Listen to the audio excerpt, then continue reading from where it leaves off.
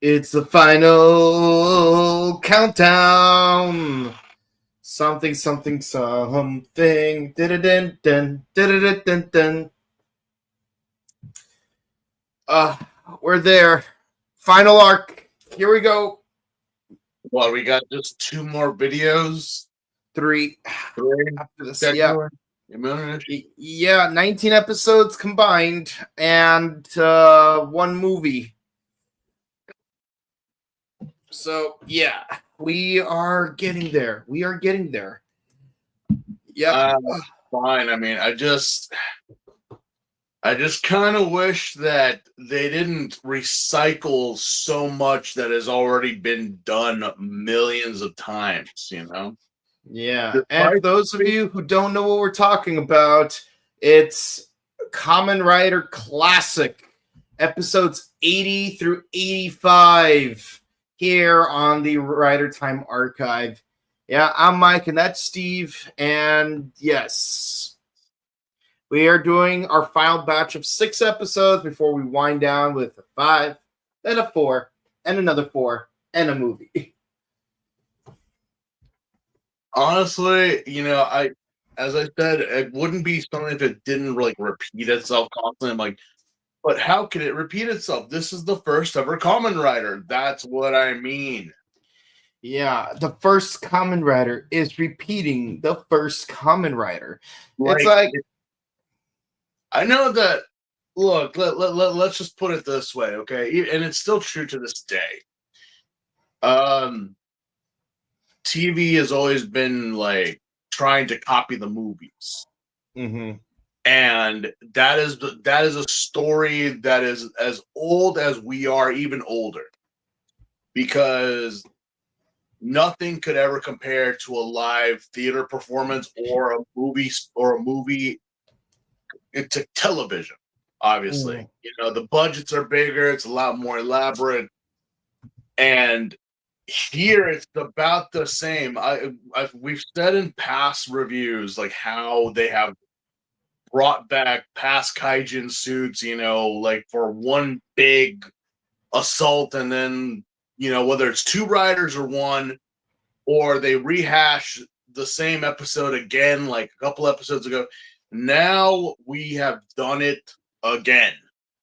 Yeah, like basically, and even in present day, like whenever, like every now and then, whenever they introduce a new rider or a new kaijin, it's like they retool old pieces of characters from the past, and nowhere is it more obvious than Vlam's newest form, which we will discuss this Wednesday.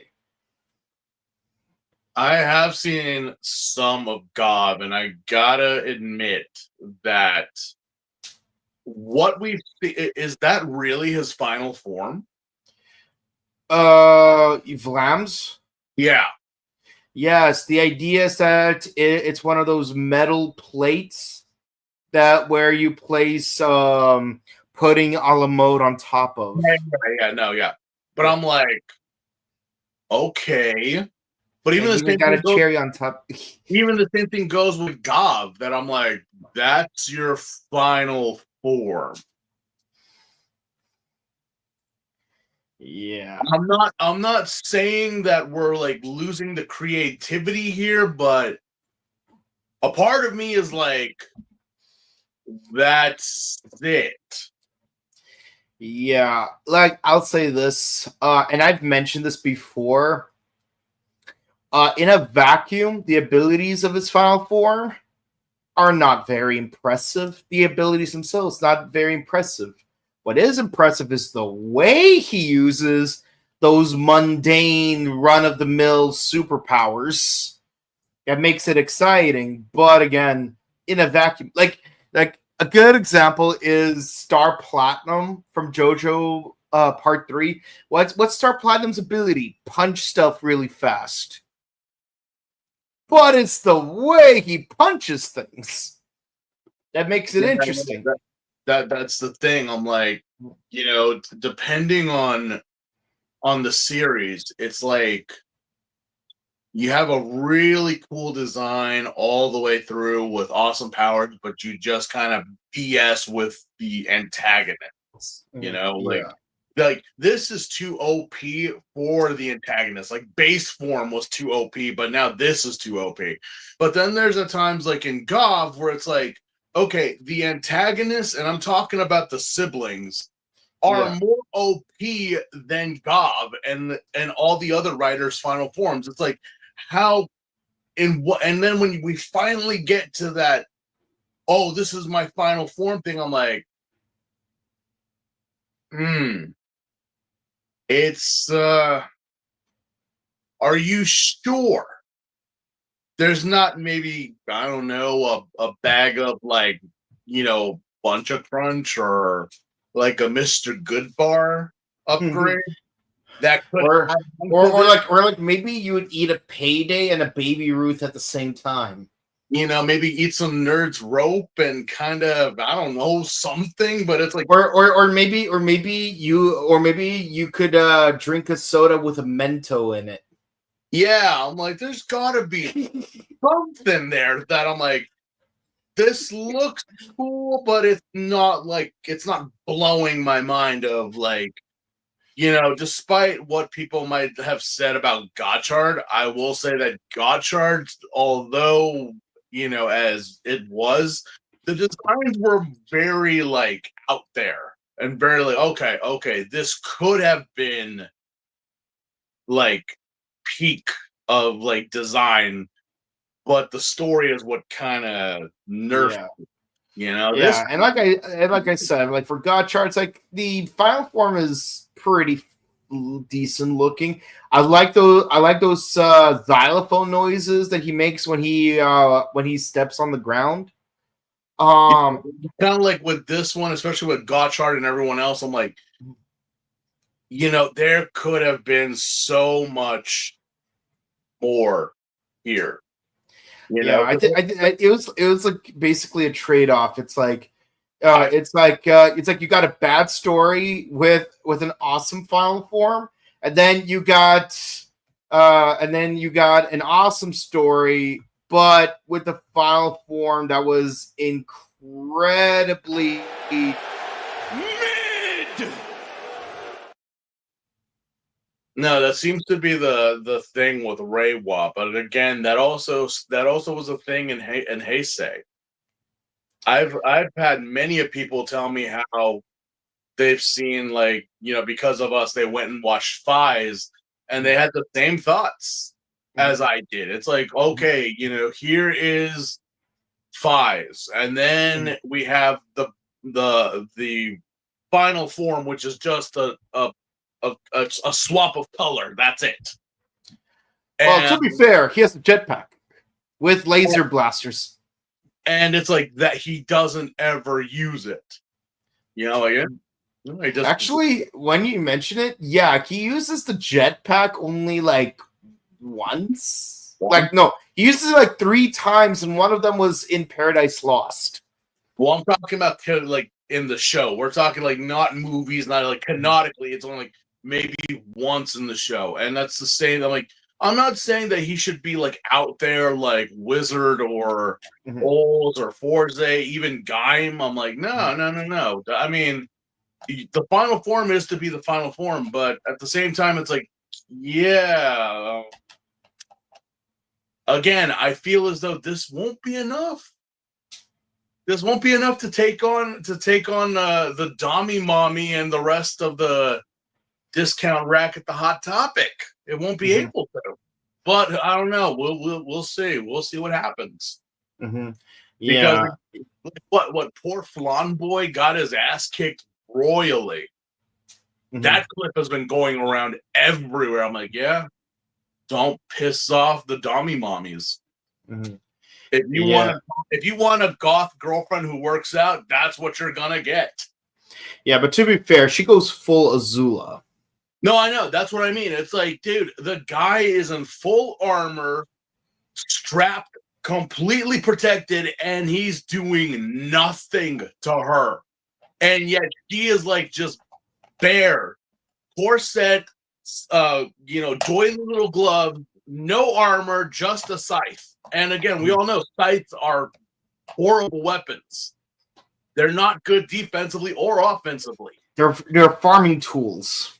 But still, she's using a rake to kick a Kamen Rider's ass. It's like I took out a Gundam with just a simple stick.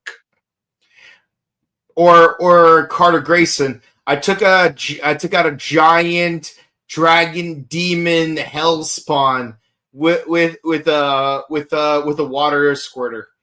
Yeah, that's it. Like I'm like how even most like monsters and people in the past, like, no, unless you were Robot Michael Jackson, nobody Space was like MJ. no one was at that level of that.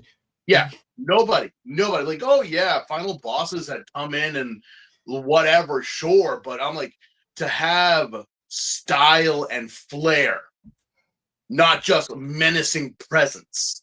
Like, there is no way. There is no way you're telling me that Robot Michael Jackson or this Hot Topic Dommy Mommy is walking in and kicking ass. There is no way. You're joking me. You're kidding me. No, they did. Mm-hmm. Wow. I put my money on the wrong people. Totally. I'll admit that. But to be fair, like Space Michael Jackson has the power of Diavolo from JoJo. He's like straight up he's choreographically using his moon fu like choreography to fight. That's how wow. And he has control over like space Formula One, space FIFA. His base of operation is literally space Alcatraz. It's Michael Jackson. You don't think he didn't own Alcatraz? Yeah. Oh, he totally owned the Beatles. Yeah. Yeah. He's dangerous. He's bad.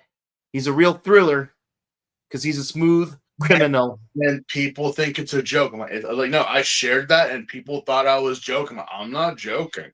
Yeah. He even kills Space Antonio Banderas. I want to know if the Jackson estate actually knows about this. Like, they have to. They have to. They have to. Like, it's got to be something that they're like okay with. It's like, no, he's a badass. We promise. Yeah. Anyway, I'm a character named Miami Vice, so Yeah, but anyway, so yeah, no, it's the same thing here with the Kamen Riders that it's repeated itself at least 4 times already. Mm-hmm. We had the first time with Hongo, then we had it in Ichimonji, then we had the farewell with Ichimonji, and within that part was also the reintroduction of Hongo, and now the rebranding of Shocker, which is, you could pretty much split the first season into 4 different shows. It's like literally 4 seasons. Mm-hmm. Yeah, and given a lot of anime are basically 25-ish episodes, this could have worked. Well, as a 4-season thing. Heck, Yu Yu Hakusho was 4 seasons with 112 episodes. But can you imagine Yu Yu Hakusho, like, every time they finished an arc, it goes back to Yusuke getting run over by somebody, and then we got to go through that again. Yeah. Like, I know that the running joke in anime is that, dude, no one gives a shit if you die in anime. You just go grab the Dragon Balls. I'm like, this show is Dragon Ball. It's Yu Yu Hakusho. And not to mention Yu Yu Hakusho having 1, technically 2, 3, 4, 5, 6 tournament arcs.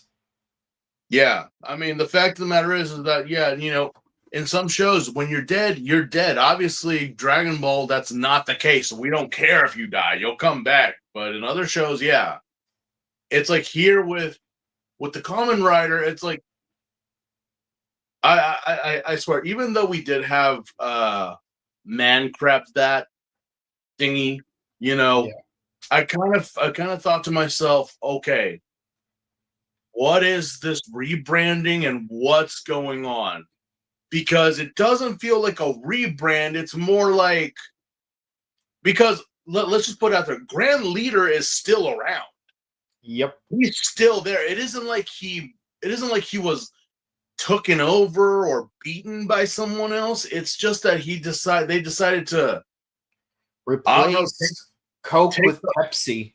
Yeah, take the last of his commanders, which looks like the head of a marching band, and just be like, oh, hey, yeah, we're going to rebrand because, I don't know, I guess I like him. I guess I like this one that we can rebrand for some reason.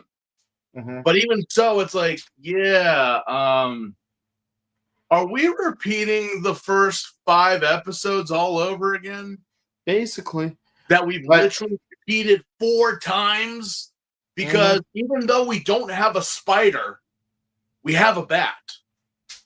And then in the next episode, we don't have a scorpion. We have a scorpion. Yeah, we have a scorpion, but not like a lizard or anything like that. And then the next one is like, well, we didn't have a wolf until way later, but then we have like some aquatic, which is again a jellyfish. Mm-hmm. And I just kind of say, well, wait. I understand that we've had amalgamations before in Kamen Rider. I mean, we've had it many, many a times. But Jesus, did you guys just kind of let's just start. Also, I noticed that all of the animal fusions so far basically have like one aquatic animal crossed with some other animal. Like we got a crab.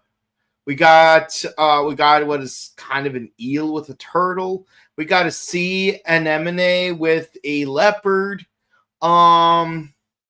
Yeah, it's like every and a wolf jellyfish. It's like I could not look at that thing. I was just disgusted looking at it. I was like, oh my god, it's goddamn it's what's his face all over again. I just can't look at him. Mm-hmm. Oh no, I cannot go back to Fies and look at fucking what's his face all over again. I can't. That's the look that this werewolf was giving the whole time. Yeah. For some reason, even though it's supposed to be a merger between Geldom and Shocker into Gel Shocker, for some reason, yeah. Like here's the thing though. Like it would be nice if we were introduced to Geldom earlier on. You know, just like to say, hey, Shocker's one of several organizations. They might conglomerate. Remember that 2-part episode where Ichimonji came back when they went on vacation to, I think it was Kobe? Like can you imagine if if the monster in those 2 episodes was from Geldom? Just say, hey, just so you know, there's another organization running about, and I've been investigating them for a minute, and they're trying to send some liaisons to Shocker, so we got to prevent that. See, that would have been great. It would have foreshadowed the emergence of Gel Shocker. No, yeah, that would have made sense. But again, I mean, we did get some type of news that there were other organizations, but it kind of felt like they were like if Shocker was the main facility and these were just all like smaller that worked under Shocker, you know? Mm-hmm. Like it's kind of like food brands where it's like, oh yeah, you know, Coca-Cola owns these things, and you know, like pretty much like if you ever go into any restaurant and you ask them, can I have a Coke? And they say Pepsi only. Yeah, is Pepsi all right? It's like, yeah, that's a PepsiCo restaurant. That, you know, mostly it's like, oh yeah, anywhere you find Pepsi products, that's a Pepsi owned company. Yeah. So KFC, Pizza Hut, Taco Bell, you know, those are, you know, imagine that. It's like, it's Shocker, but he had like Geldom and everyone else are under them. But it's like, no, apparently there was another organization that, oh, hey, you know, we've been having a rough fiscal year, you know. I've lost like 3 or 4 of my top executives to this one random grasshopper that we cannot just kill. Technically 2, but who's counting? Yeah, God knows why we made another one. But how about giving me a loan or something? I'll totally pay you guys back. Like that does not sound like Shocker. No. Like that does not sound like, okay, what the hell, Shocker? Like, really? It's like, yeah, we're now rebranded. Where I'm like, yeah, no matter how you paint the fucking stores, it doesn't matter. We're still gonna see it as so and so. Like, yeah, and again, it's like you say this is a merger, so we're thinking, oh, great leader along with some other great leader are gonna like team up or something or something like that. But for some reason, no, great leader is still the leader of Geld Shocker, but they're killing off like all of the members of Shocker that already existed. yeah, so it's not so much that they're Geld Shocker as much as it's just Geldum, but with leader. Again, it's like, wait, so is there a leader for Geldum? Apparently, it's well, in the subtitles, he's called, General Black, obviously, but the word general in Nippon is Shogun. So he's technically it'd be Kuro Shogun. Yeah. Which is Black Shogun or Black General. So it's like, okay, so is this guy the leader of Geldum? Because, well, first off, we all know that Shocker is just a bullshit company to work for because, no joke, we set up the first episode. Obviously, we left off where Hongo met Crab Batman thing, but we wind up with the girls and another group of girls, because I'm like, who are these people that are with them? They're out camping. And I'm like, okay, the water's bubbling. Yeah. And then we find a Shocker member begging for help, asking for help from Hongo. What was that? Because it's like, okay, a Shocker grunt. Oh, they're attacking. No, the Shocker grunt was running away. Mm-hmm. He was scared for his life. He was like, he just was like, no, go call Hongo. I need Hongo. I'm like, why? I thought it was a trick. No, apparently the crab bat thingy is like killing off the grunts, and then we find out. and then we cut to Logan Paul finding a bunch of Shocker grunts. They are. Does anyone remember the movie 300? Not completely accurate, but still a badass movie to watch. Oh, yes. 1776. It ain't accurate, but it'll blow your freaking mind. I mean, I know it's not accurate, but it gave the Greek people like something to flex about because it's like, yeah, we're tough. Okay, cool. That they actually had armor and stuff. They didn't walk out in their underwear. Battle, right? Anyway, you remember that part in the movie where they had approached that village and there was only one child, but then it was like, where are the rest of the villagers? They are literally strung up on a tree. Mm-hmm. Yeah. You find Shocker grunts completely just nailed and tacked onto trees. Like all of them. Crazy enough, that happened in a Disney movie. Yeah. I'm like, wait a minute. What's going on? What do you mean that they're killing the Shocker grunts? Why? Because we have to make way for the new grunts that apparently have the power to turn into construction paper. What? I'll say this, aside from the bright, colorful, Sentai-esque color scheme, I do much prefer the designs of the Geld Shocker troops compared to the original Shocker troops, because it's like, did they drop the whole luchador aspect? Well, here's the thing. And again, when people talk about do you remember this show? Do you remember? Yeah, of course. I have never seen anyone talk about Geld Shocker. This is the first time I'm ever hearing about it. I've never seen these guys, but every time we talk about or people bring up the original Kamen Rider, it's always, it's always those guys. It's never like, even when we talk about like X or V3 or anything, they always go back to the luchadors as the grunts. And I'm like, yeah, well, it's the same thing with Power Rangers. I mean, no one remembers the Z putties. Yeah, no one remembers the henchmen from Turbo or even like, oh, what are the names of the henchmen from Zeo? No one remembers. But if I ask them, well, no, they're cogs, yeah. And we all know Piranhatrons. And of course, Astronoma's Spacetrons. Yeah. But when you ask, like, oh, they don't know. They say putties. Because that was what I go to. Not even Z putties, just the original putties. Yeah, the original putties, not the Z putties. People even forgot that there were super putties. Yeah. No one. It's just putties. That's it. And I'm like, okay, so you're killing off the shocker grunts because why?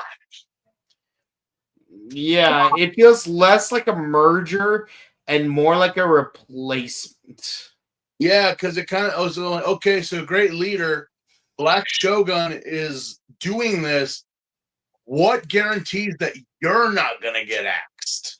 Yeah, like with Sierra Mist, at least like they had to rebrand to Starry, but it's the same company, same employees, same lemon lime formula. I did not get mad when they did that. I know so many people were so upset. They're like, dude, I've known it as Sierra Mist for years. I'm like, yeah. See, here's the thing, though.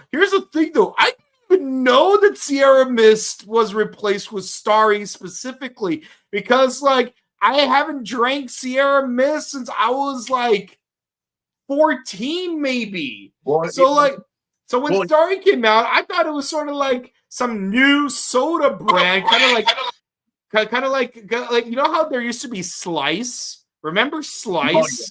Oh, yeah. It's like the new Slice. Yeah, no, apparently the legal stuff of that is that Pepsi lost the name because apparently there's some influencer or something that is actually named or goes by the name Sierra Mist. And I can't remember if it involved Korn or OF or something.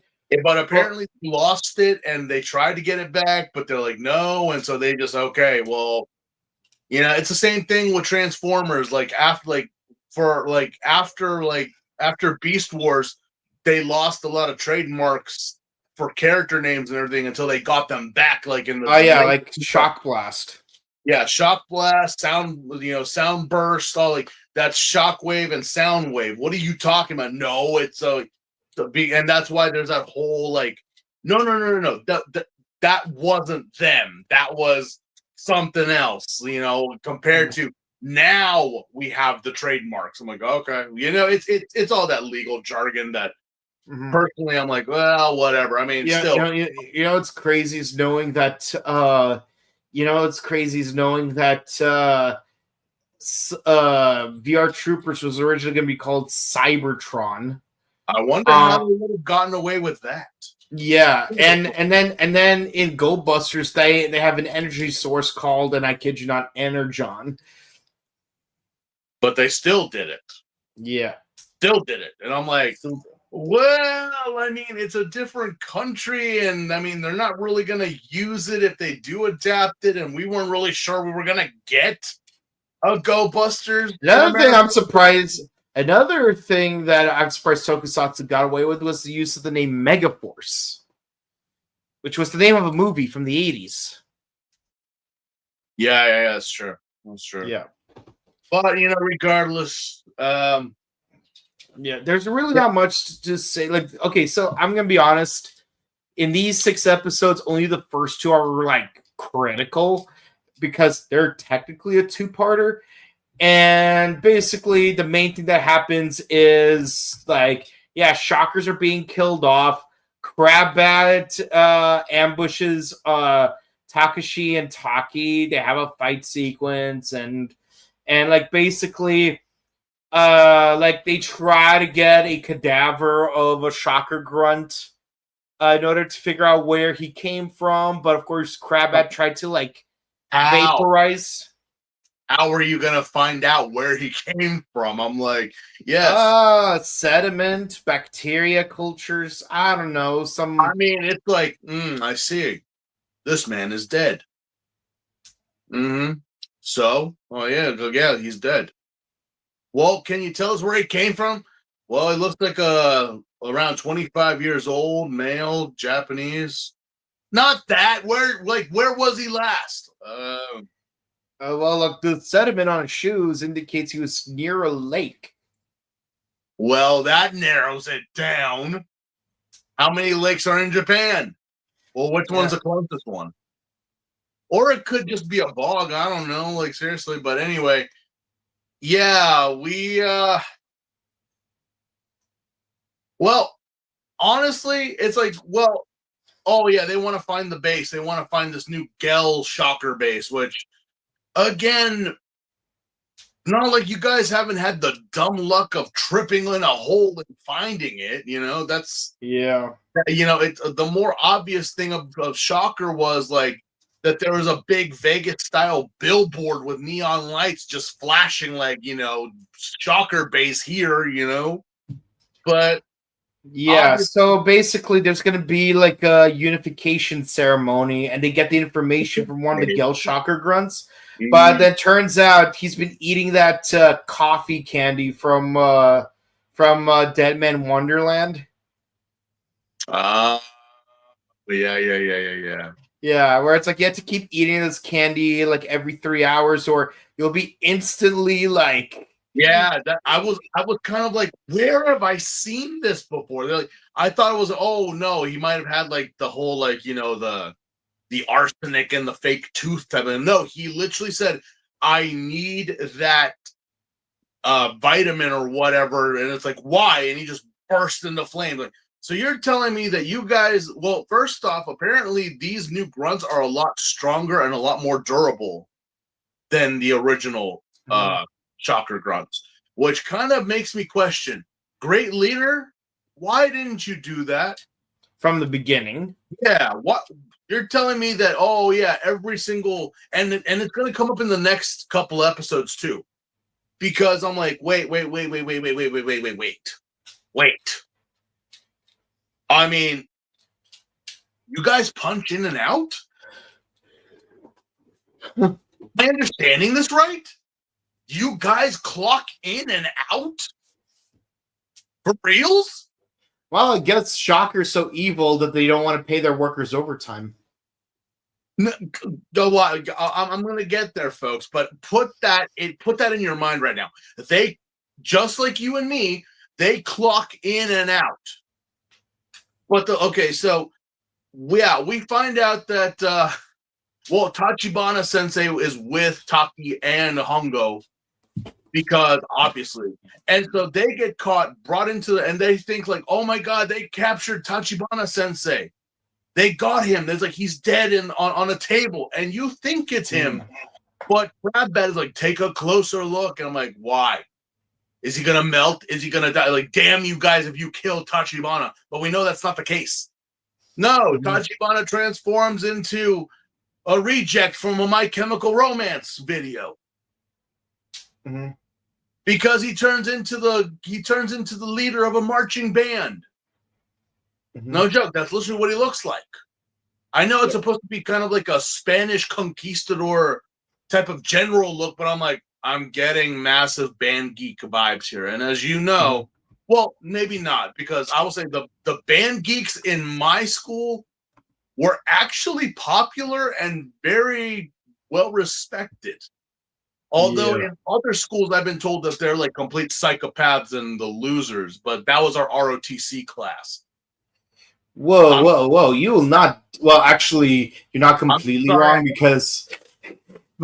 You're not completely wrong, because I was in ROTC, and yeah, my company. Well, let's just say I'm one of like probably the only 3 people from Charlie Company that had a GPA higher than 2.0. Tell me I'm wrong, because I swear, you know how people always talk about high school and remembering like the band geeks and all that. So, dude, I don't know what school you went to, man, but I mean, I was the man of the underground. I was, What's crazy is that but the band people, they were getting laid left and right. I could tell you that. It's really funny. I remember that there was this annual written test that is completely optional, by the way, and you had to pay a fee to take it. And apparently, one of the members of my company paid for the fee to take the test, but opted out of it. So basically, the colonel drafted me to take the test in their place. I mean, obviously, it's going to be my name on the test sheet, not theirs, and I'm the one getting the grade and whatnot. But the thing is, this was like the day of, so like I had no time to actually study for this test. I don't even know what's on the test, and like there's like this rule that the colonel implemented where a cadet with of lower rank gets a score higher than a cadet of higher rank, that the cadet of the higher rank that scored lower gets demoted down to the rank of the lower ranked cadet that scored higher than them. Yeah, no, I would rather go. I don't remember how well I did on the test, but apparently I did well enough that I got 17 people demoted to corporal. You see, that's why I was in weight training and in gym. I was like, no, that just seems like so much more work. See, I just hate PE, and I had a year left of it, and I had no musical background, so it's either general PE or ROTC, and I went with ROTC because you'd get at least 2 days where you're actually indoors the entire time, and 1 day where you actually have to be marching in uniform. But no, obviously, but I'm like, again, my school, it's like, yeah, we. Let me just say that in my school, we knew why a majority of them were not in any other classes. Like let's just say, like, you just know. I don't need to say it. You just know why they're not in any other classes. Like it was pretty obvious, if you know what I mean. But anyway, so most of my company were all delinquents, and like so I was basically the best of the worst. Yeah, no, they were. I swear, everyone I ask, I'm like, they have not. But when it comes to the ROTC, that's where they're like, oh, that was the class of rejects. Those were like you want the dorks and the spazzes and all. I'm like, well, just wait till they get to the real thing, and then you're gonna want to date them, ladies. But that's as good as they're gonna get. Afterward, they're gonna revert back. I'll put $1 down because I've seen it actually happen. Yeah. Anyway, so Tachibana Sensei turns into the reject from the Black Parade. Yeah. And I don't really understand why they made him look like Tachibana in the first place. It's a trap? It's a trap, but you already trapped Taki and Hongo. You already had them locked up. Well, you see, we are a secret club because of our agenda. Yeah, no, I'm like, what? Why? And still, I'm like, all right, so we're still killing shocker grunts and having these guys here.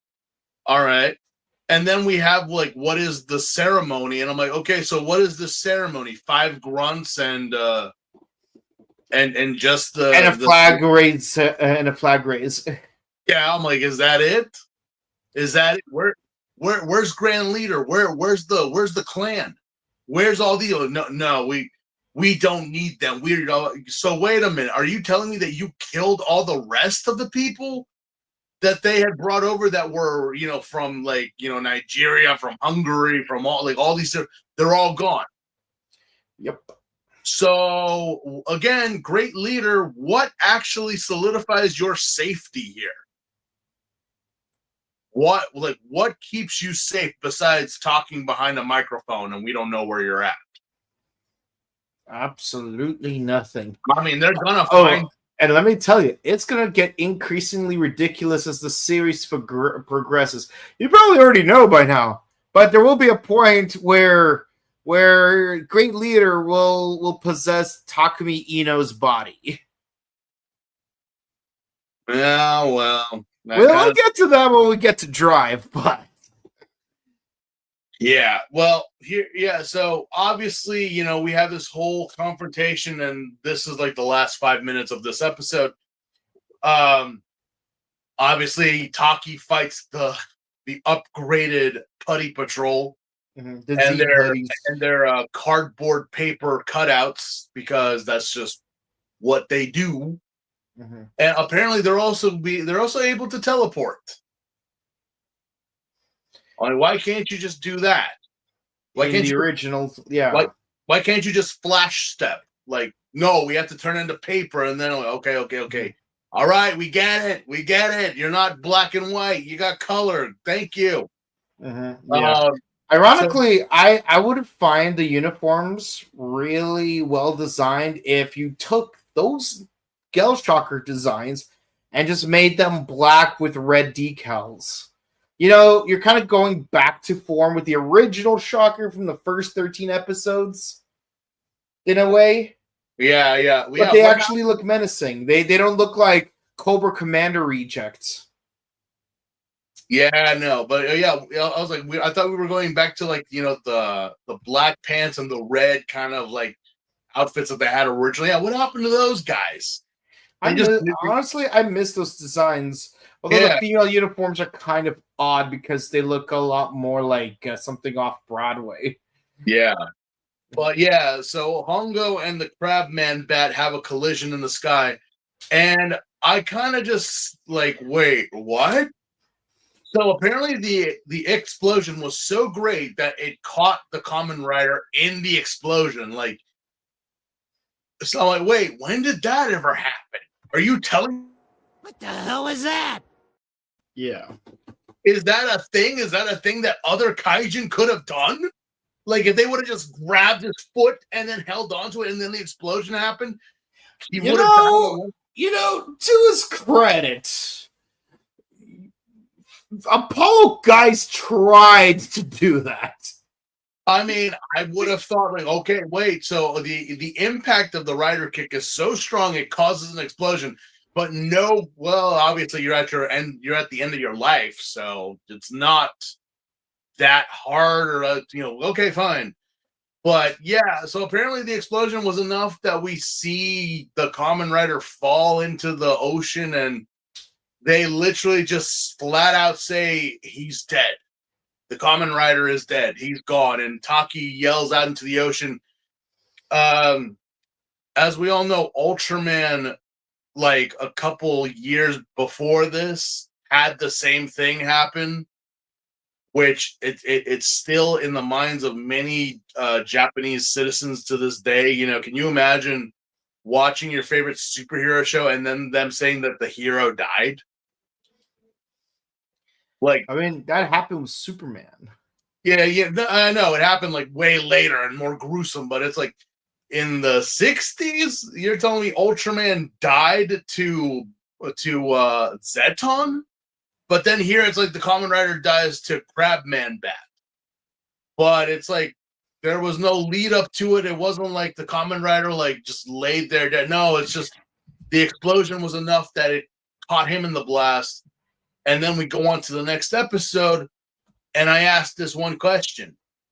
Look, I know a lot has happened, but why are the girls here? Yeah. Why is Tachibana here? Like, I mean, I know that, well, they were left behind, but why are they here? And why? They didn't see what happened. They weren't in the last episode, but they just know that the Kamen Rider is dead. Mm-hmm. They just know. They're like, we saw him. Where? When? Also, do you girls know that Hongo is the Kamen Rider now? I mean, Yuri, I understand if she knows because she's been there forever. I get if she knows, but I'm like, you're telling me Chaco and Yako know this as well. Mhm. And obviously it's like, well, we're not sure, but fine. And then we go back to the motor club, and again, here is the not Goros, the Mickey Mouse Club, and they're asking where the Kamen. So are you telling me these kids also know who the Kamen Rider is? I mean, I know they're aware of the Kamen Rider, but do they personally know who the Kamen Rider is? Because that hasn't really been established. Yeah, and I'm kind of like, and of course, so we cut to like an end credit scene where it's like where Taki's looking out to the ocean. It's like, no, I can't believe it. He's dead. Suzuku. That does not.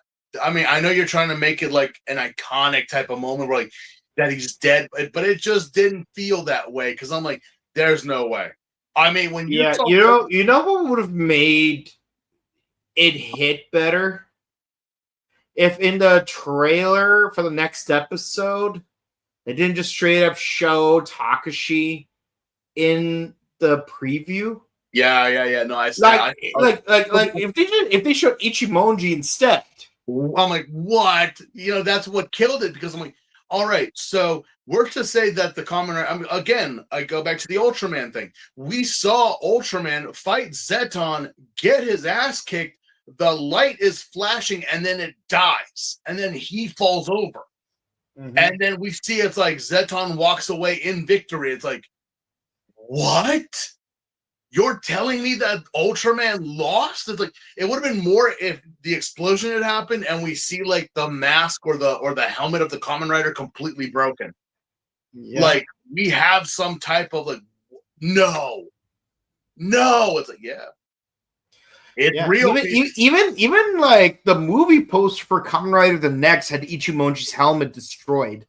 Yeah, it's like it would have made more sense if there was some type of like, there's a symbol like the Kamen Rider's helmet or the bike was destroyed. It's like that would kind of solidify that maybe, but not really because we don't know.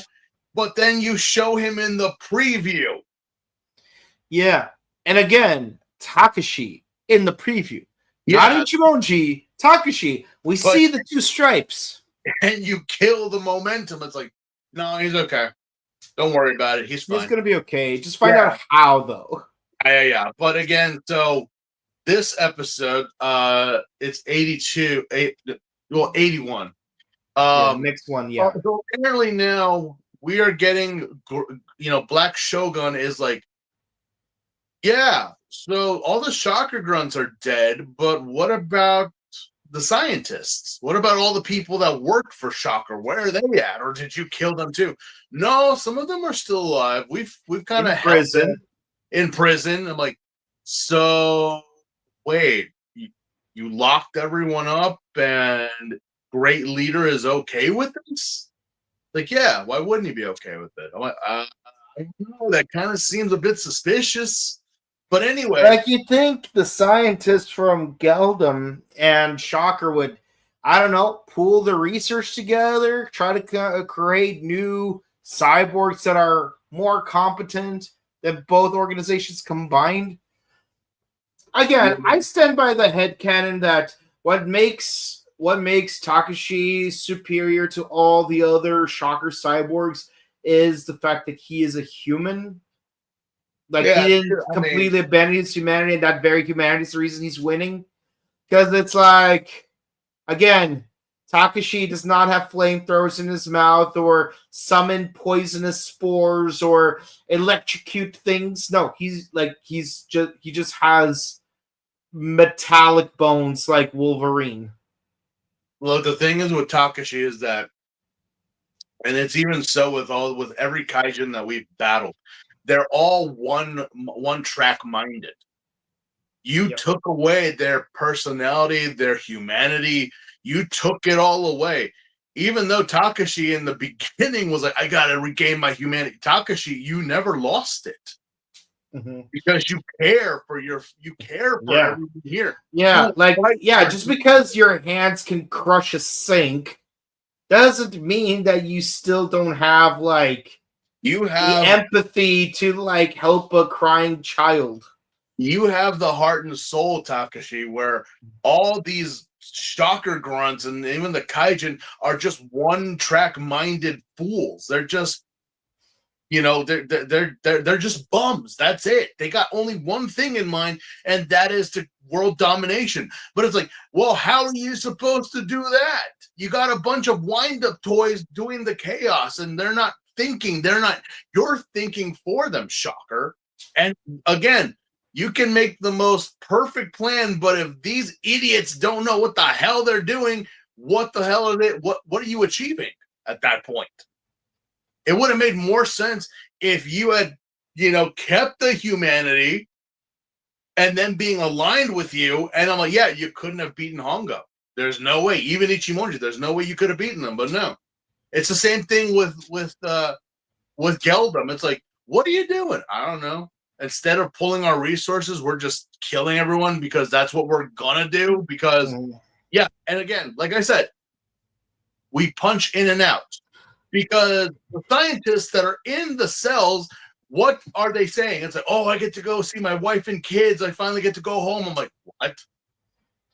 Excuse me, what? Pardon? You guys have families? Children? Yeah. For real? Let's backtrack a little bit though. Yeah, everyone is sad that Takashi is dead. So much so that even Choco is struggling to eat a single biscuit. My poor baby. My poor Choco. And to get a condolence letter from Shocker. We our deepest condolences for the loss of Takashi Hongo. What? Tick tick tick tick tick tick tick tick. Yeah, you couldn't even give him a minute. You just had to send the time bomb again. You just and why a time bomb? Why can't it just be a pressure detonator? Yeah, just like do you not have the budget for a big red button? No, of course not. It's like they got to make a very easy and escapable trap for them to get out of. You know the crazy thing about this is in Kids Next Door they used a cupcake as they blow up the engine button. Yeah, that's fully functioning, by the way. Like a kid accidentally pushed another kid, and then he sat on the cupcake, and the engine blew up. Yeah, but here it's like no. It's like, yeah, Meanwhile, well-funded Nazis can't do something similar. No, it's because Nazis are stupid. We all know that. Seriously, let the record show: kids with overactive imaginations are smarter, more resourceful than Nazis. Yeah, no, everyone knows that. Yeah. Everyone knows that. But yes, yeah, so the scientists clock in and out and have families in Japan. Now, again, one of the scientists is not stupid. Well, yeah, he's not stupid because he knows who he works for. But the thing is, so you're telling me that the grunts actually oh, I'm off to work, honey. I'll catch you later. Bye, dear. See you later. Well, it's like Gary from the Death Star. It's like bring your daughter to work day. It's like who's this little girl? Oh, Lord Vader. It's bring your daughter work day, and my wife's gonna spend time with her. And you know what? She right. Epic. She right. It's like that hits me where I live. It's like, where are the Death Star plans? Gary here can't see his daughter because of people like you. Yeah, I mean, seriously, it's one of those things. I'm like, if you think about it, think of any evil human-led organization. Okay, even going back to Nazi Germany, they had to go back home.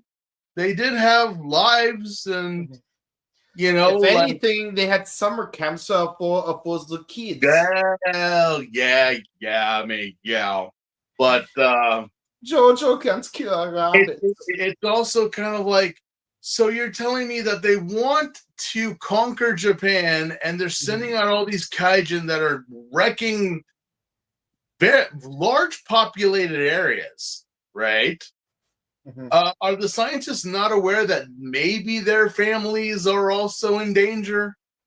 I don't think Shocker's protecting them or anything like that. Are you telling me that they have children and wives and pretty much I assure you that some of their kids might be part of the Kamen Rider Kids Corps? I mean, Wouldn't that would be an interesting concept if the parent of one of the kids from the of the Kamen Rider Kids Corps turned out to be a Shocker scientist, and it just so happens to be bring your kids to work day at the Shocker headquarters. I'm surprised they haven't done that. I really am. I'm like, after this, because so the scientists are like, oh yeah, you get to go home. We're gonna let you go, and it's like no. But their immediate thought is like, oh, I get to go back home to my family, to my wife, to my daughter. I haven't seen her in forever. I'm like, you guys really do clock in and out, don't you? Mm-hmm. This is the evil secret organization of neo-Nazis bent on dominating the world and firstly, more importantly, Japan. But this is a 9 to 5. Mm-hmm. I couldn't see that with Cobra. I couldn't see. I mean, well, it was the running joke that especially for me, kind of crazy how the Power Rangers do this all in one episode for 30 minutes, and then afterwards Rita just doesn't bother on sending anything else. Do we have to wait till tomorrow, the next day? Yeah, for her to actually. Yeah, it's when Power Rangers was a daily show instead of a weekly one. Yeah, like it was kind of like, why didn't she send another monster then? No, she's got a headache, so she's got to go lay down and go to sleep. But she'll sleep it off and come back tomorrow. I'm like, yeah, as you all know. Oh, you're giving me something. Yeah, I'm so sorry, Rita. My Empress, I will not fail you again. I'm sure of it. I'm like, it's the same. I mean, more so here with Shocker because for 80 episodes, we have seriously looked at these guys as just monsters and mad scientists that were like literally the scum and scourge of the most deepest, darkest parts of Reddit, or in this case, 4chan. Like these guys could literally be brought together and stop a kaiju. Mm-hmm. These are the guys I would want on my team. But you're telling me that they clock in and out and they go to work. And there is a very strong possibility that they may not come back. What does Shocker do? Send their parent, like their loved ones, a check or something? Like, yeah, that damn grasshopper again. God damn it. Like even for you to say, I've got to send something to the family members of the Ginyus. Should it be gift baskets, wine? Gift baskets with wine. Hey, yeah. Vegeta, I have a question. How good are you at digging holes? Aside from the one you already dug yourself into. Yeah, no, again, I'm like, you guys really? Okay, I guess it's just maybe to show some humanity because, you should feel bad for Shocker because they're killing their people. I don't feel bad for them. No, I really don't. No, it goes back to Clerks, like with the second Death Star, all the independent contractors knew what they were signing up for when they agreed to work on the second Death Star. They knew that the rebels are gonna try to fight back. I still laugh because there's that one lady cosplayer that goes around conventions. And she's I know who you're talking about. Yeah, she's part of the HR department for the Death Star. And I'm like, you gotta be fucking. But then again, I'm like, no, I mean, yeah, technically. I mean, they are you don't really think about it, but there has to be an HR department in the Death Star. There really has to be. Mm-hmm. I mean, there's a cafeteria, a gym, and all that stuff. It ain't just a giant laser. Mm-hmm. I mean, look how big it is. Mm-hmm. Anyway, of course, it's been relegated down to a laser in the sequels because they just attached a Death Star cannon to a Star Destroyer and called it a day. Yeah, no, that doesn't. We don't talk about that. No. Turns out Takashi's alive because No. he disguised himself as a burn victim. See, and here's my issue. Like, this would have been a good opportunity to bring Ichimonji back into the show because it's like, oh, I heard that Takashi was killed. I come here to help you guys because you guys are grieving and Gel Shocker's still around. You know, I'll help you out for like a minute. And then it'll be revealed that Takashi's still alive. It's like, okay, cool. Now I can go back to South America or wherever it is. I can't do that because apparently our focus in this episode is the one random scientist and his wife. Again, these are Shocker scientists. And here is Hongo and Taki helping out a former enemy, which he himself is like, I renounce Shocker because look at what they're doing to us. I'm like, what did you think they were going to do to you? I'm curious, what projects was he working on this entire time? Yeah, like in the last 80 episodes of the show, what specifically were you doing in the Shocker laboratories? Because, like, for you to not know by now, like, what, like, I'm curious, what projects were you involved in? Yeah, I know. It kind of makes me just like, okay, these guys have been like they haven't killed any scientists as far as we know. I mean, they've injured them, they've punched them, and I mean, it's not that the grunts are the ones that are always dropping like flies. But yeah, and what here with at least in the movie, at least it's a religious cult where it's like, oh, we just want to make everyone happy, so we're using all this research and development for the overall happiness of humanity. Liars. Yeah, but at least that would have been like a selling point, to like convince scientists to like work for Shocker. I'm not saying like, oh, they're like, oh yeah, no, Shocker's totally goated. Like, no, like they're still terrorists, like they're still doing all that crappy stuff. Like freaking even in the movie, Bad Og tried to like infect people with COVID. But yeah, no, it's like, what did you think you were doing in the last 80 episodes? Well, again, I'm like, what? I don't know. That's the thing that just does not make sense. It's like, what were you guys thinking Shocker was? Mm-hmm. And now it's because now they're killing. I mean, yeah, I think that was gonna happen regardless, either or. But yeah, so apparently one scientist gets away because he had an oxygen mask hidden away. He had an oxygen mask because this lizard scorpion monster apparently has the oxygen destroyer gas inside of him. He's able to destroy the oxygen in a bus that kills everyone, basically suffocates everyone. Yeah, and he plans on doing the same thing to the greater Tokyo area.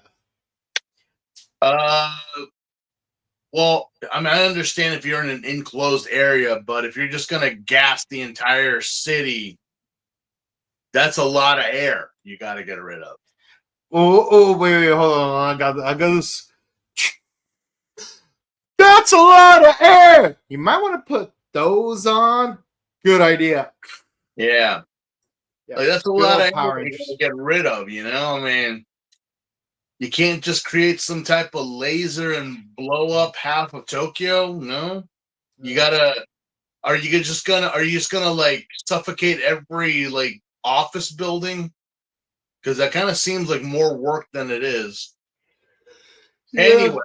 Anyway, so yeah, our episode is focusing on a former Shocker scientist and his wife, which that subplot actually doesn't last very long because Takashi rescues the wife, and then we cut to Tachibana like grieving Takashi, only for Lizard Scorpion to just teleport twice and steal the flowers that Tachibana had arranged for Takashi. The Fiend. Yeah, no, what was that about? Like, seriously. But at the same time, it's like, so wait. Your plan was for what exactly? Let's like again, Geldum is not that smart either because you make these things, but they don't do what they say they're gonna do. Like, why are you focusing on Tachibana and the girls? They're of no use to you. They're gonna die regardless. But you're not doing what it is you're doing. You're just, oh, I'm just gonna screw around, and then apparently the Kamen Rider is not dead. He's still alive. Well, yeah. I thought you was like, wait, Takashi's alive? That's amazing. Hey, is now the time to be celebrating? Yes, it is. The preview kind of told us that, but again, not much happened. Obviously, it's just kind of it's like you got Takashi hanging over a cliff midway through the fight, so you're thinking, oh yeah, no, this is a dire situation. But of course, the dude, like, well, you know how would this go? How many times do we have to teach you this lesson, old man? So of course, like, he counts his chickens before they hatch, and like he gets Rider kicked, the dude explodes, and of course, like both Pops and Taki are happy that Takashi is definitely alive, and the Shocker couple could just like go home and like not worry about anything. Like we don't even know what their game plan's gonna be. It's like they just do the traditional Japanese bow, and then it cuts to Takashi riding off like he always does.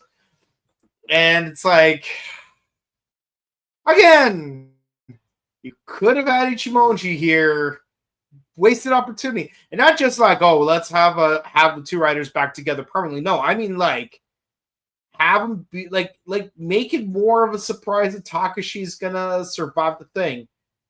Sure, he is nerfed slightly because like he's still recovering, but apparently that didn't stop him very much, did it? No, it was really no reason at all. Honestly, like what I mean, here's the thing: I would imagine that these kaijin, that these grunts, in the first episode of their introduction, they were kind of a threat. Now they're falling into the whole like. Not really. I would imagine that the Kamen Rider would have a little bit more of a difficult time taking them out, but not really. Hell, even Taki is like just running circles around them now. I'm like, it was kind of like that whole thing with Build where,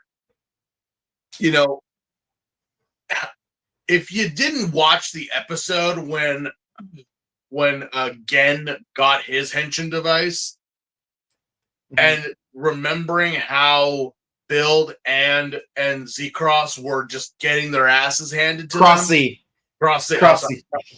were just like getting their ass. But then finally you're like, wait a minute. In later episodes, they're now like completely on with Gen in terms of fighting. Hell, we even had the whole thing with Cross Z and Grease. That like when they first went against Gen, they were getting owned, but then they're like, oh, now it's like, yeah, it's because their hazard levels went up. They were getting stronger. Yeah. In this case, it's like now next episode automatically back to defaults. Yep. Like even like now Taki was having such a hard time, now he's not because he had one round, he went one go, and that's all he needed. He like ate like 50 rare candies, and now he's like stronger than they are now. Doesn't matter that they turn into paper. Like, no, I already know what you guys are gonna do. Not really selling me, Geldum. You're not selling it. Yeah. And your kaijin looks sloppy. Yeah. I did not understand why, again, the amalgam of, Crabbat and Lizard Scorpion. It would make more sense if you actually use them instead of like patching them together. Like, yeah, it's kind of like, yeah, let's take this part and put it here. Like again, the wolf jellyfish is the worst of all of them, in my opinion. Yeah. Moving right along, the next 4 episodes are just one-offs. They have moments here and there, but they don't really amount to much. let's try to speed run through these. So a kid witnesses this whole area getting destroyed by electrocution from the wolf jellyfish guy. So now 3 of the Gelshocker grunts like disguise themselves as normal humans. Like we're talking like the Craterites from Power Rangers in Space.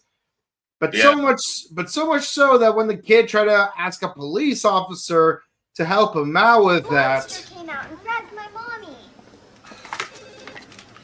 Now you know, dear, there's no such thing as monsters. Like, bruh. Again, it's like you watching a Gamera movie, and this was even in the Japanese. I'm not talking about the American dub, but the Japanese too. It's like you had the last movie, and then you had this next movie, and everyone just forgot that giant monsters exist. Mm-hmm. It's like, because they're like, don't you believe that Gamera exists or that monsters exist? No, not really. What? Yeah.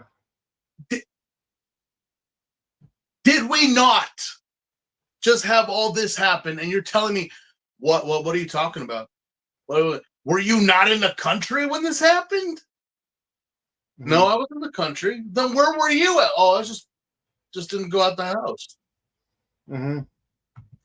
Yeah, so in a scene that very much reminds me of the opening sequence to Jaka Dengekitai,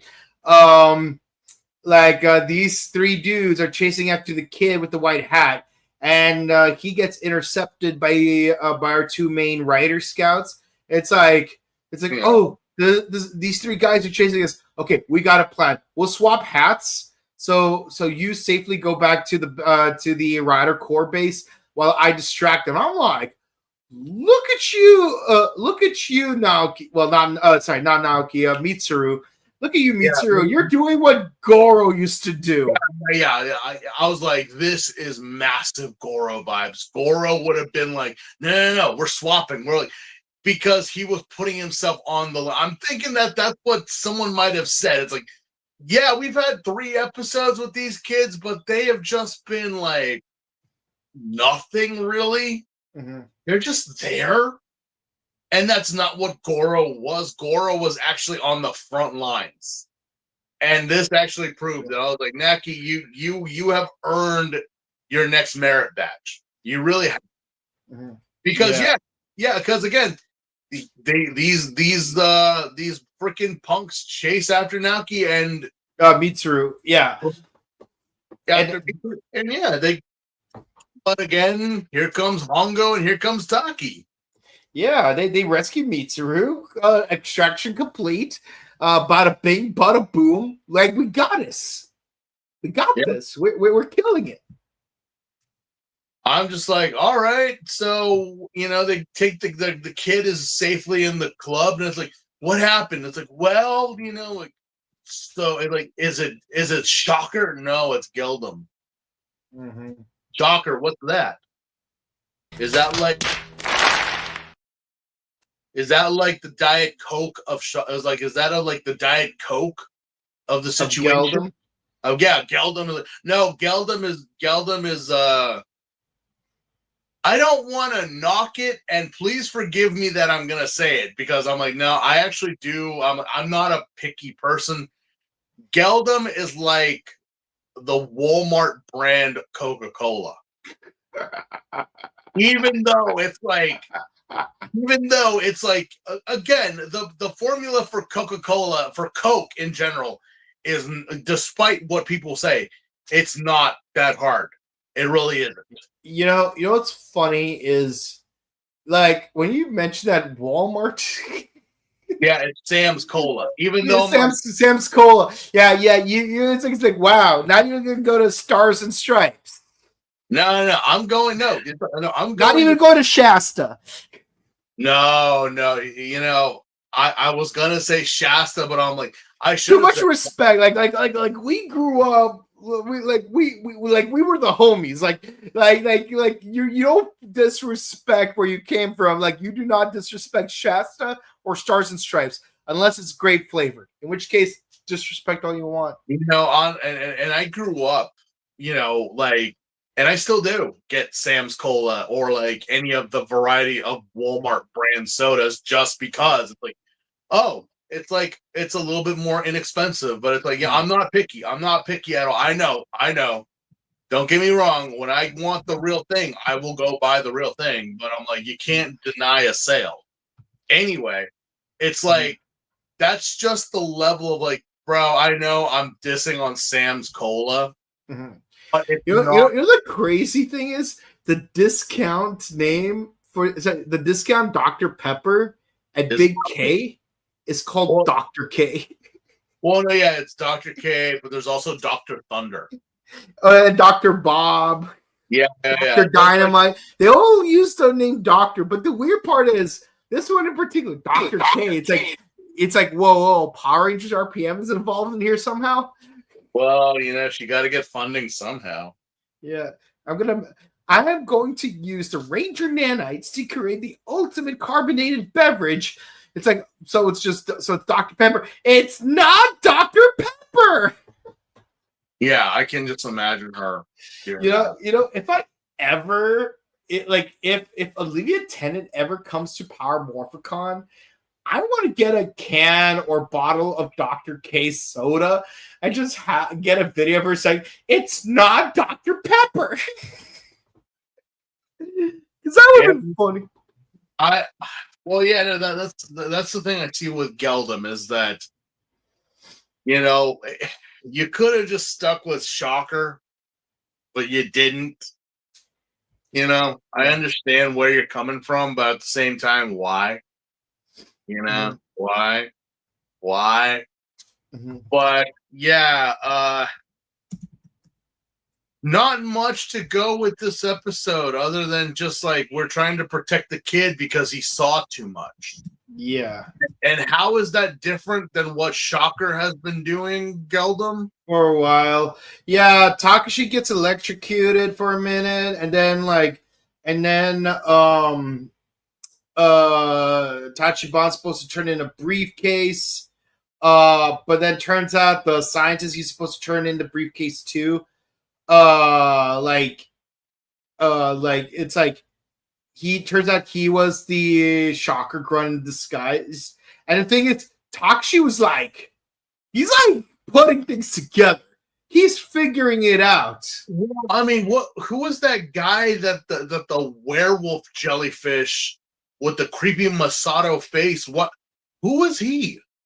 Because I mean, I know that like, oh yeah, but it never really quite explained who this guy was.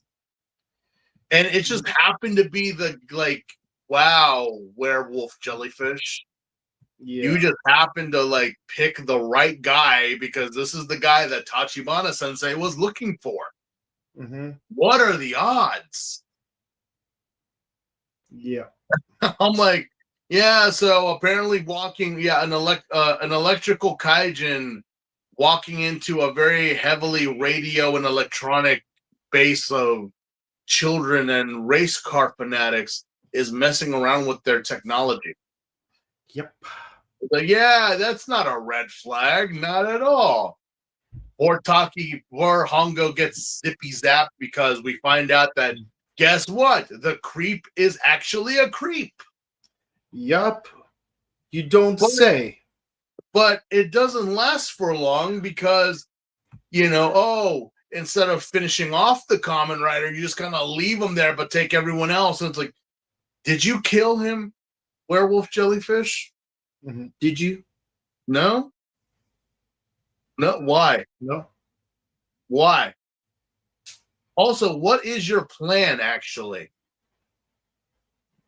But I know you have this crazy power and this plan, like you were gonna like rain thunder down on Shibuya Station, which I will actually argue the point that 2 million people come through that station per day. Mm-hmm.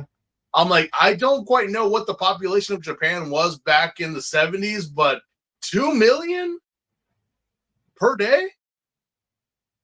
You're telling me that the entire, almost like a good chunk of the population of Japan is passing through Shibuya every day?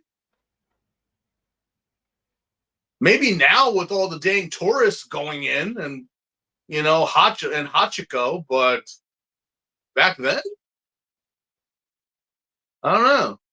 Mm-hmm.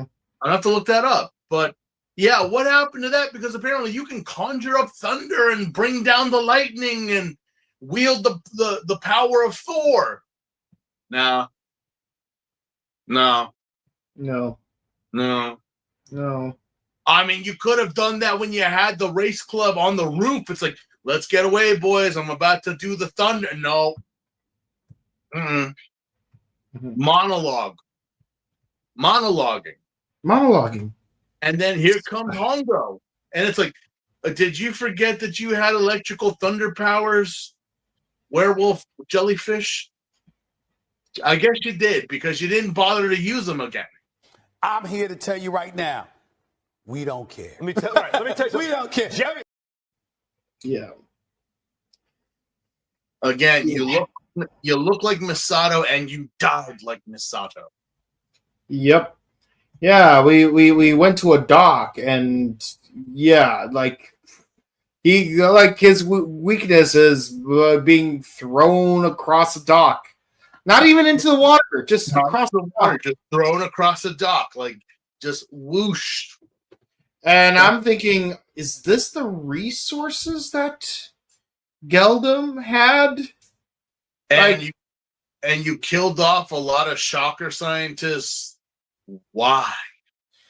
Like, to the credit of the shocker scientists, you actually had to, I don't know, kick them.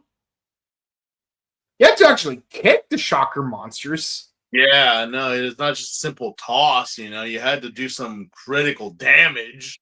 But apparently, just a simple toss on the deck is enough to kill them. Like, okay. Alrighty. All right. Moving right along. Episode 82. 83. 83. Yeah, 83. We're halfway there. The monstrous Ikibuton, which is again a beetle boar, not Beetleborg. Hell no. Basically, a boar hybrid. So basically, so remember to say "Yo, Angelo" when you see a weird looking rock, because that rock might be half boar, half rhinoceros beetle. Yeah, and apparently, I'm like, can you imagine a boar with the strong endurance of a rhinoceros beetle? How could that fail? Well, apparently it does.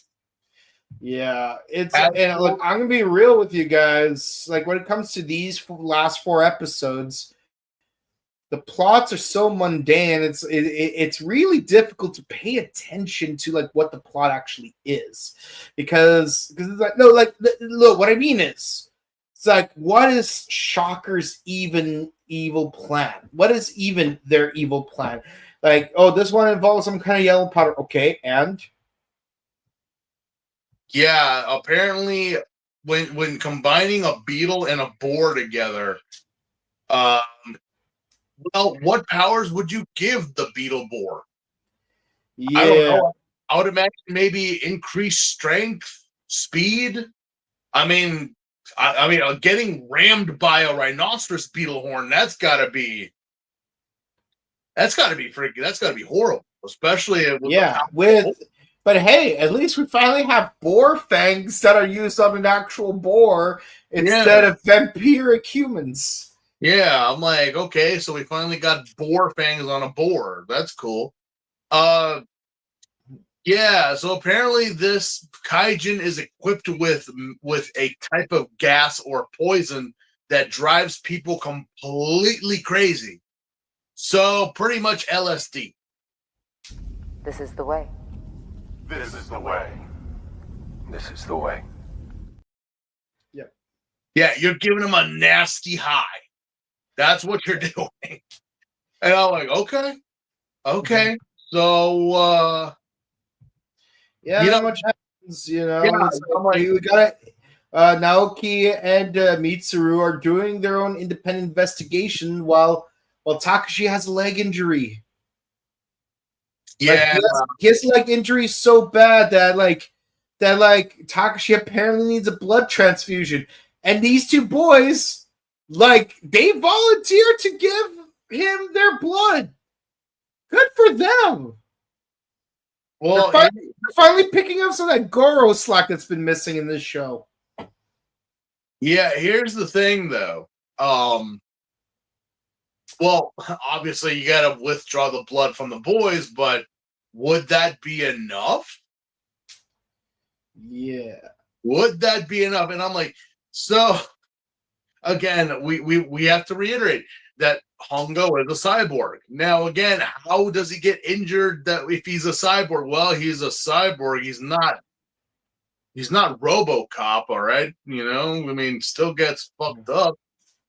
The thing is that so apparently what we do is, again, going back to the old ways of Shocker, there was an inmate that was going to be executed or something, but they wound up taking him by force and making him into the Beetle Boar. Yep. And not willingly, mind you. Yep. Just I mean, could have been anybody. Could have been any rando to be the Beetle Boar. Mm-hmm. And yeah, so your whole thing is to go and give people a bad trip. Yeah, and then he randomly terrorizes an amusement park full of children. This is the way.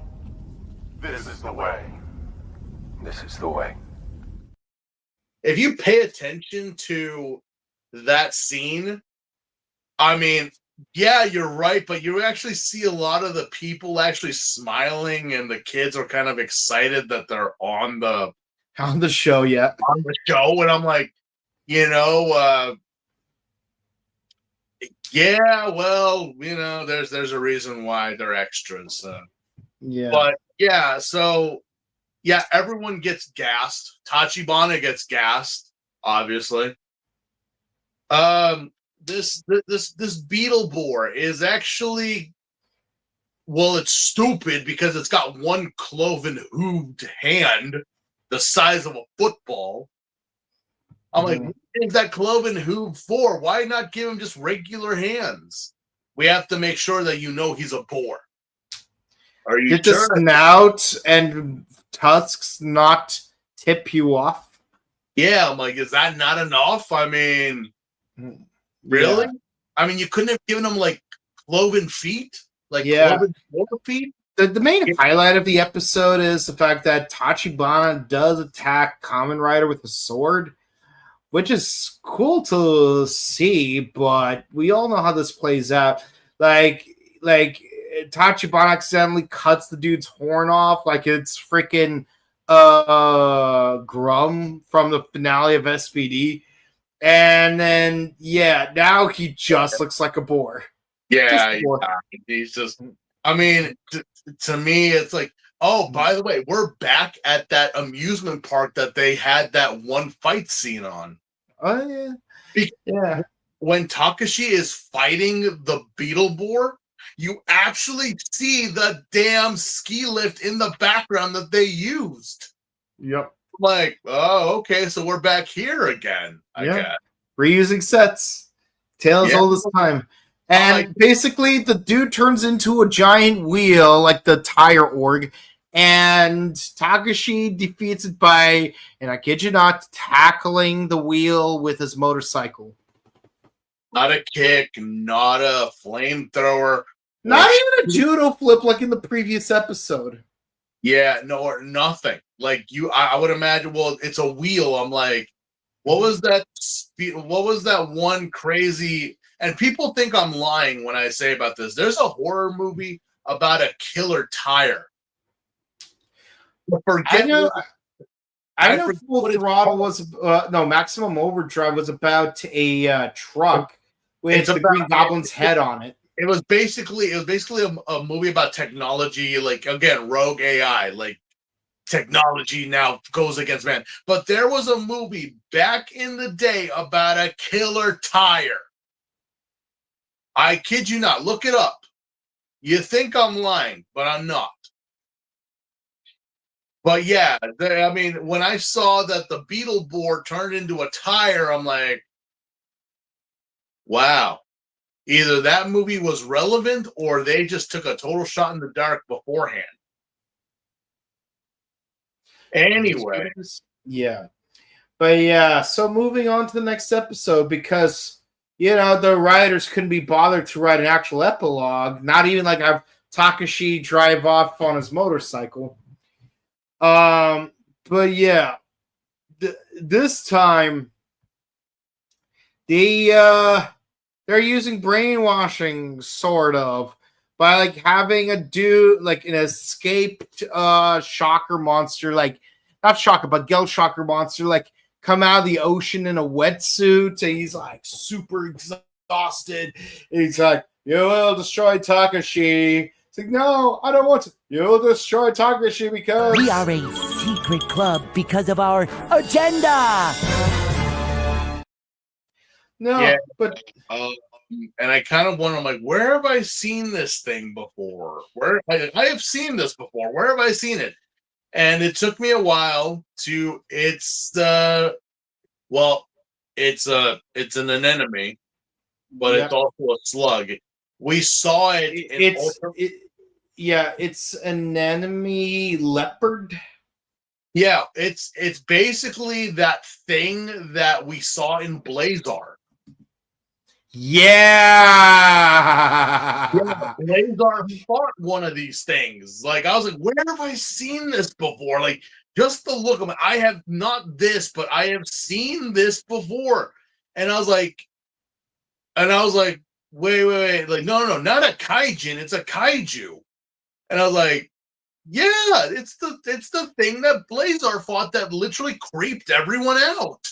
Like, you thought like robotic starfish or whatever. No, this thing was just like jelly, transparent, like goopy, like really like, wow, man.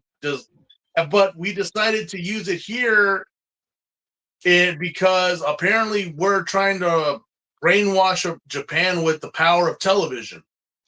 Yeah. Oh, and also it could squirt out boa juice from its orifices. I swear that stuff goes right through you. Literally. Yeah, so for some reason, apparently Gel Shocker has decided to use the power of television. Because You don't apparently say. the TV is rotting the brains of the population. Yeah, that's what they said about radio. Mm-hmm. And then they said that about comic books. And then books. Mm-hmm. Did you know that old-timey philosophers and teachers actually forbade their students from owning books? It's that you had to read the thing from front to cover and memorize it completely.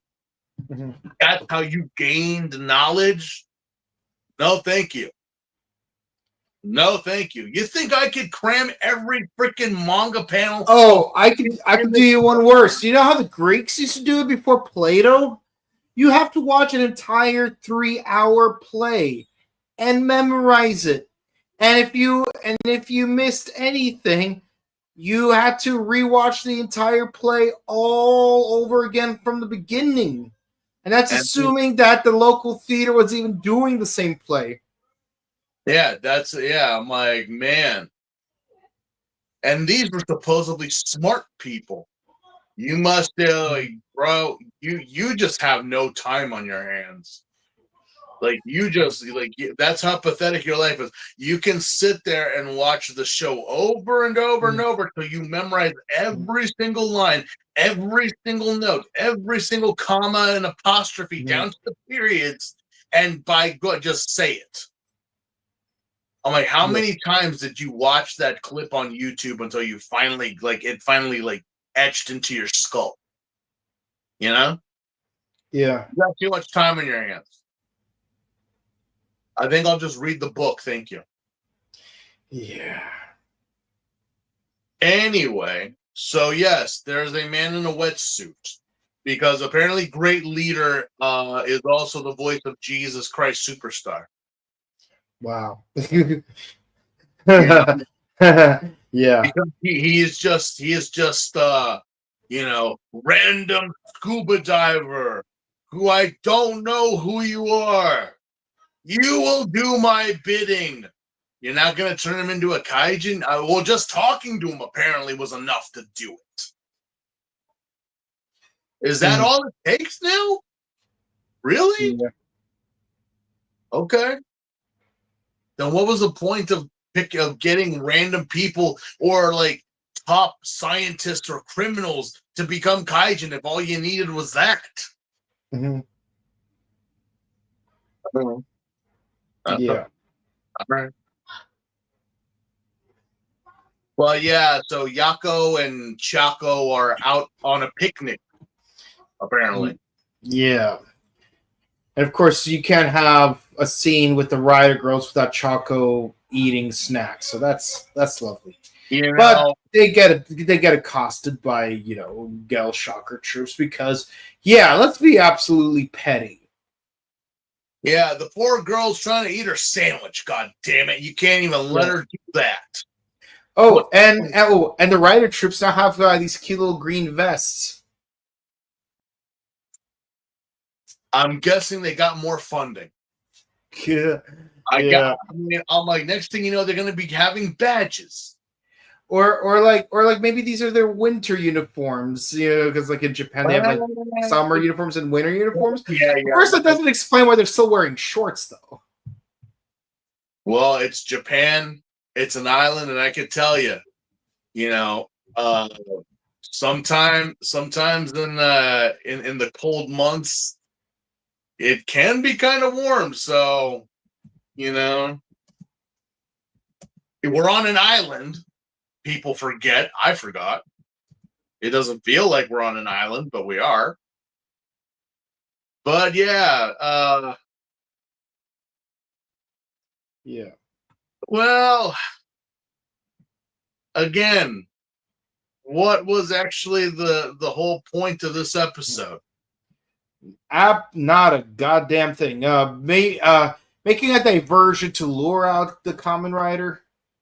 Basically, yeah, and like it's one thing I thought that was I like. Well, we haven't seen that in a while, but okay. Apparently, Tachibana releases the pigeons.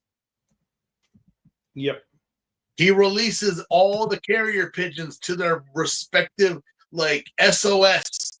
We have an emergency. I'm like, there's such a thing called a phone, Tachibana. Yeah.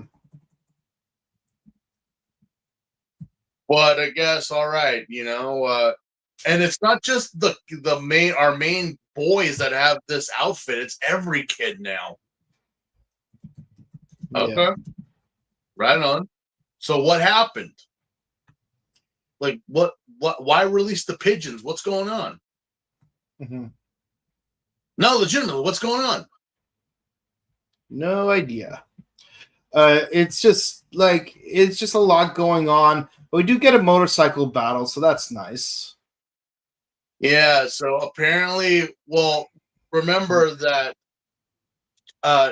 Chaka was with some girl, with Maki was her name. Yeah. And apparently Maki got kidnapped by Geldum. So yeah. Oh, her dad was the sea anemone dude. Yeah. So, honey, I don't think your dad's gonna be pulling through here. I don't, because we have not ever touched on the fact of trying to save someone from an amalgamation. Mm-hmm. When they're finally fused together, there's no coming back. And worse, since now we're fusing two into one. So, mm-hmm. Okay. Yeah. Right. Yeah. This episode's really mundane up until the very end, where it's revealed that this monster was her dad the whole time. So like they try to talk him out of being a shocker grunt, and it somehow works. So they hug it out.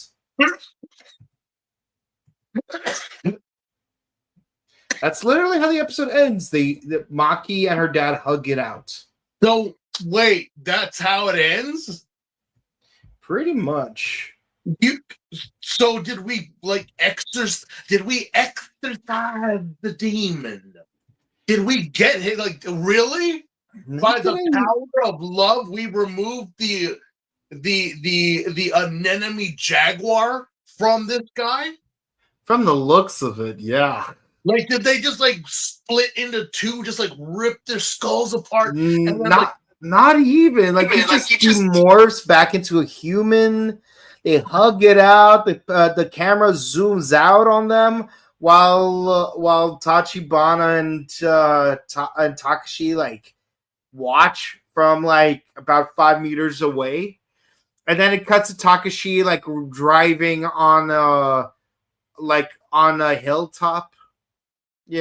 Obligatory ending. Times like this, I kind of miss Ryan Steele just sitting at that Buddhist temple.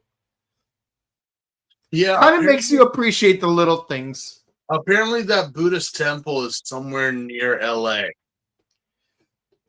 Yeah, no one will tell anyone where exactly it is. I know I've seen it before, but again, I cannot confirm. I don't remember where. To be quite honest, we have seen. Well, it's not like we haven't seen it before in other series where apparently someone gets turned into some monster or whatever, but typically it's not that much of a happy ending, Yeah. Especially in this. I'm like, how do you? So you may have hugged it out, but the sea anemone hentai kitty cat is still technically inside of him. Yeah, that did not get resolved. Yeah, that's kind of my issue with the original Kamen Rider. It's it really feels like a lot of stuff still is left unresolved, but we just cut to outro. If not, skip the outro, go straight to the end credits. Yeah, because it's okay, so this thing, this monster knew this was his daughter. Mm-hmm. Knew was its and still putting her in harm's way. Mm-hmm. And yet you're telling me that she had to wake up and you hug it out. That's it. Turns out Shaka's greatest weakness was love. As much as I would say so, I'm like, yeah. Although it was kind of cool seeing that they took Maki and made a doppelganger of her with a mannequin. Yeah. I'm like, yeah, well, she's up in the helicopter with Taki, so that's not gonna work. But the explosion they actually did was a big one, so yeah. All right. I'm like, okay. Last one of the night. But apparently it was, the force was so strong that it launched the Kamen Rider up above into the helicopter. Yep. Okay. Right on. Mm-hmm. Yeah. So next episode, a dude gets kidnapped and is recombobulated with an eel and a turtle. I could have sworn I saw this in Devilman. Not Devilman Cry. I'm talking about the original Devilman. Mm-hmm. Yeah. I'm like, well, Devilman was a thing back then, so why not have a snake turtle thing, but hopefully it doesn't have the faces of all the people you killed on its back. Yeah, so basically this eel turtle dude, what's funny is that with an eel turtle, you're thinking, what could his powers be? Well, maybe because he's a turtle, maybe he has impervious skin, or maybe as an eel, he'll have electrical powers. or something like that. It was- No, his power is to shoot smog from its mouth. But apparently it's not strong enough, despite killing a bunch of people. What is the smog poisonous? Is it flammable? Is it, some type of LSD trip? Nope, it just causes people to suffocate. If I had to guess, maybe they die of bronchitis. Because they call it the sludge monster. So I'm like, so where's the sludge playing on this? Like, Yeah, it seems you got sludge and smog confused with each other. I get it. Is this Hedera? Are we trying to make Hedera? But I guess not. I'm like, no, we decided to, take Gamera and give him a longer neck. Uh-huh. For some reason, it's like, oh yeah, turtles are poisonous. Not that I'm aware of. Yeah, but apparently he needs to consume the finest sludge in the world. Gorgonzola cheese and the finest sludge in the world. And Spice Girls. So pretty much he's like an environmentally conscious turtle. He doesn't cause sludge or cause pollution. He just consumes it. But he breathes out smog, so you're basically replacing water pollution with air pollution. But as you said, it's not that strong because again not yet. They used it against I guess some people that they've captured, and it didn't do anything. Yeah, it was just like, yeah, you gassed them, but it was just nothing. Yeah. Oh, but we do find out he could turn into a giant levitating eel head. Yeah, I would imagine. So where does the eel part of this thing come? If it doesn't have that whole long extending, type of or electrical abilities. Well, it's a sea eel, so yeah. But can you imagine the face of an electric eel on? Already it looks pretty badass. I'm not gonna lie, I like this design, but imagine putting an electric eel's face on this thing. And if you don't know what electric eels look like, they're not very pleasant to look at. Any eel is not pleasant to look at, obviously, but still. Yeah. So basically, they brainwash the scientists in order to mix together the finest sludge in the world. And then he starts to drink it, just chugs the entire fish tank. Like, yes, gorgonzola cheese and the finest sludge in the world. It's a nice change of pace from...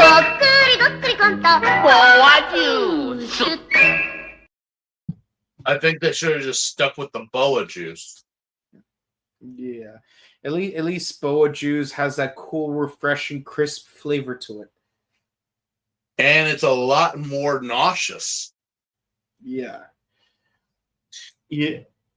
But yeah, no, so the smog starts to affect everything in a neighborhood, including turning off power and then basically gassing up an entire apartment building. Go figure, honestly. Yeah, so the professor Okizaki tells Takashi to meet him at a broadcast tower, and of course Taki and Takashi go inside to investigate. It's like, where's the thing? And of course the scientist is like,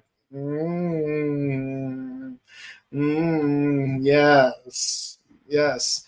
And of course the two of them fall into a trapdoor. And Okizaki's like, haha, I gotcha. Wait a minute. Yeah, he got thrown in too. Yeah. Not very smart, is it? Yeah, because General Black is like, Okizaki, you outlived your usefulness. Like I think his usefulness was already up and up when you made it. Yeah. Okay. Yeah. So basically, they tried to smog the entire hidden chamber. Obviously, the sign, of course, Akizuki is like injured, like he's like lying in bed. But how Taki got out of this unscathed, I have no idea. Don't know. Honestly, it's like again, for some reason, the show just like, yeah, there's no way that Taki should be able to get out of this. But we're gonna get him out of there anyways. We just happen to not lock the door. Yep. Okay. So dumb. Dumb, dumb, dumb, dumb, dumb, dumb. And we could skip ahead because we know what happens later. Everyone gets crucified. Again. I'm crucified by Shocker, combined with Gilded Rider Kick. Mm-hmm. Yeah, so he tries to like smog up everyone at close range. But of course, Takashi uses a smoke screen to somehow teleport across the mountain. I guess he just has that ability. I guess. Yeah. And yeah, it's like, and then he just lobs the eel dude's head off. But we all know it's remote controlled, so it's like, of course that's not going to work. Well, that's the thing. I'm like, so the head just kind of comes off, but I'm like, there's no neck. There's no like. So what? Did you guys think that eels just detach their heads? No, like even turtles don't do that. Like even in Ninja Turtles, yeah, there's the joke that they could completely retract their heads into their chest somehow. But even for turtles, that's not how it works. Well, I mean, it's a kaijin, so I'm like, they had to have done something freaky with this thing besides making abomination.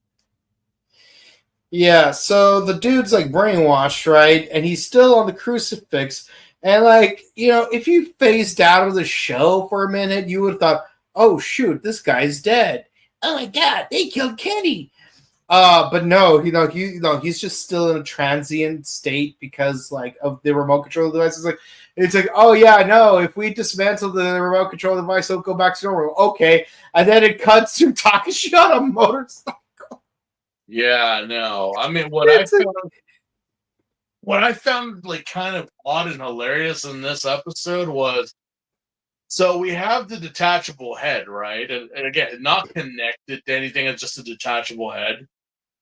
But the Kamen Rider destroys the head. Yeah. Like literally throws it, it blows up, and this disembodied body is still talking, still fighting without a head. Yeah. And I'm like, wait, your head got blown up, but the body is still moving? Mm-hmm.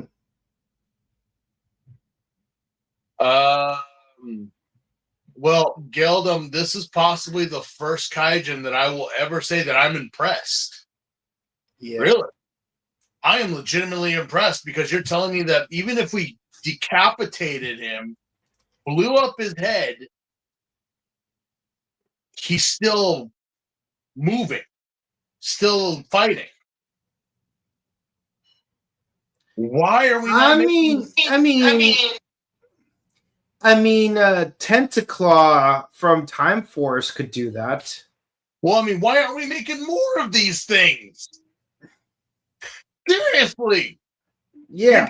It's like, hey, like we got different Shocker with like combatants with like different amazing abilities, like removing one's own organs at will and coming out unscathed, fire breath, shooting mold at people, freaking turning people into boa juice. instead of putting one of these abilities into one monster and hope it works out, why not just put all of those abilities into one cyborg and then make 12 of them? Yeah, no, I'm in full agreement there because I'm like, what? How It's better than making 100 of them that aren't going to work. Just make 12 that will. I know you got to go through experiments and everything like that, but again, okay, this worked.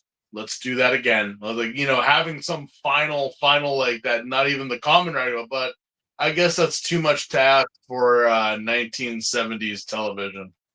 Yeah.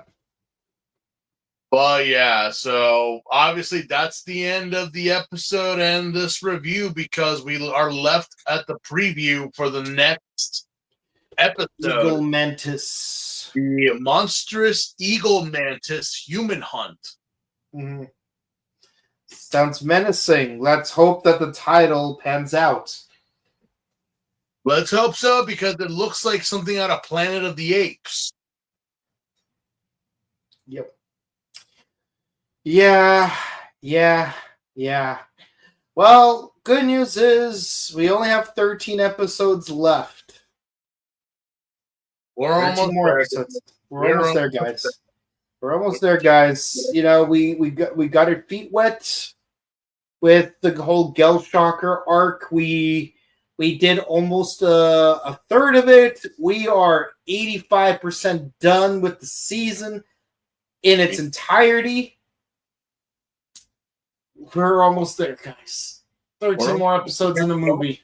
Don't worry, we know, but don't worry, the movie is actually up to date. So yeah, it is a Next 10 era movie. Yeah, so we get CGI again. Yay. And gimmick toys. Yeah. And final forms. That don't amount to nothing. Yeah. Anyway. Yeah. So for these episodes, episode 80, I'll give a 9, but 81, I have to give it an 8 because, like, again, the preview spoiled the movie. It's like when you see Gandalf the White in the trailer for the Two Towers. It's like, bring Ichimonji back and show him in the preview. That way, Takashi surviving will be a total surprise. And 6 is across the board for the rest of them because, again, nothing interesting really happens in those next 4 episodes. I mean, there's like little moments, like Mitsuru pulling a Goro, which is great. But again, it's like there's no real plot to this. No, none, because I'm just like, there was no character development. There was no. I mean, like at least whenever like Rita Repulsa summons a monster, it's somehow related to something the Rangers are doing. Like, Kimberly's making a parade float. Let's make a flower monster. Zach is scared of spiders. Let's turn a spider statue into a monster. Oh, Catherine's got a purse. Let's make a purse monster out of it. Kimberly's got a mirror. Let's make a mirror monster. Aisha's teaching a class on fire safety. Let's make a fire rescue monster or something like that.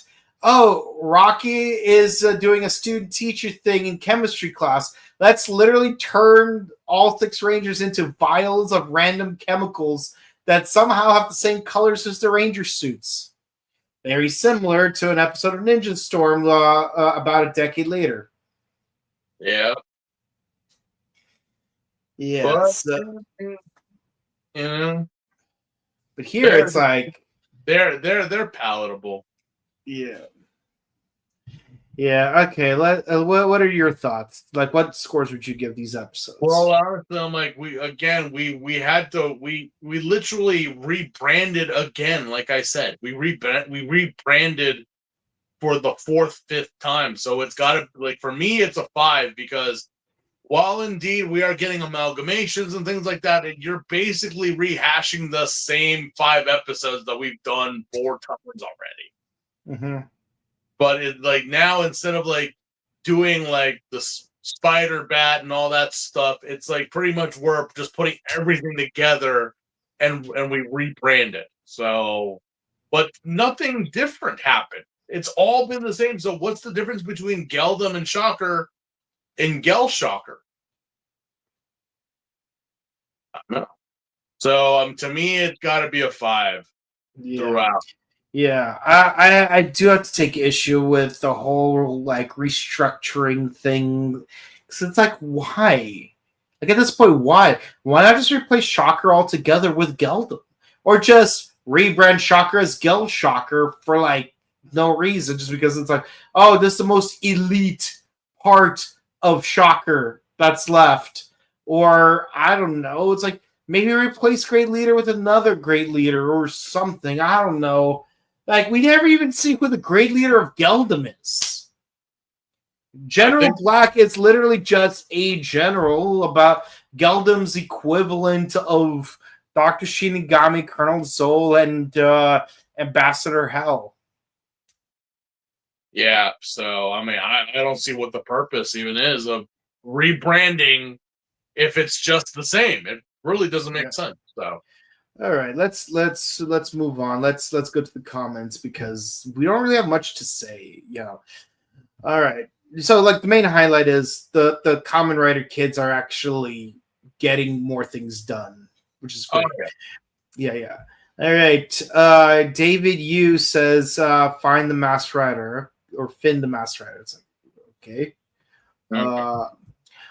Yeah, the Gel Shockers look menacing at first, but we are back to being as Z putties. Yeah, just throw a dodgeball at the giant Z on their chest, and it'll go down no problem. Yeah, I mean, first up, how was that an improvement? Mm-hmm. Like legitimately, like how was that an improvement? It's like the concept seems reasonable enough. It's like, these are much more powerful putties compared to the regular ones, but because they're more powerful, I can only make 6 of them at a time. Okay, that's fair, but why such a glaring flaw with the Z thing? Like, is it really that big of a trade-off? Because at that point, you may as well go with quantity over quality. Yeah, no. It's like, what? Why were the regulars considered a downgrade? Why? I don't know. They just are, but it's like it was made of paper mache or rabbits. Yeah. I wonder if the lion jellyfish Yummy from Oz is inspired by Jelly Wolf. Could have been. I mean, there's also a jaguar squid in a later episode. Yeah, it's kind of like they started to like. Well, yeah, I would assume so because, like, again, when you look at this thing, but then when you look at the greed, it was also kind of like a mishmash, not fluid, but it's still like it still worked. This thing just like nothing melded. It's kind of like it just Frankensteined it pretty much. Yeah, but I will say this though, it did feel like a missed opportunity to do. So like lion jellyfish. It's like if you did a wolf, like you could have done a wolf squid that episode. Just hear me out. Do a wolf squid. Actually, no. Do a jaguar. Do a jaguar sea anemone in episode 20 of Oz as a reference to that thing, and then in episodes 27, 28 of Oz, do a wolf squid hybrid as a reference to Colonel Zoll and Dr. Shinigami. Because it is an episode where the host of the Yami is a Shocker grunt. Well, I mean, also the Shocker, like, well, I know it was a movie, but the whole thing of Shocker being like an enemy towards O's, and even that they came out with that figure arts of an actual like Shocker metal O's, what never really happened. I'm like, oh, that works. I mean, in the movie there was a movie exclusive combo where he's like Taka hold on. What was it? Yeah. Taka Imagine Shocker. Yeah. So it's like Tamashi Rider Tamashi. It's like I get it. It's like it's a reference to the word Tamashi, which means spirits, because it's like, oh, it's the rider spirit. Yeah. But I don't know why Momotaro is like the chess piece. We'll get to that when we get O's, but yeah. Oh, Nematrix 92. We haven't seen you in a while. No, for real. This episode, the episode conclusions feel so lazy lately. They're just wrapped. They're like, we know we're kind of getting there. We're also kind of all tuning out as well, because we're just like, yeah.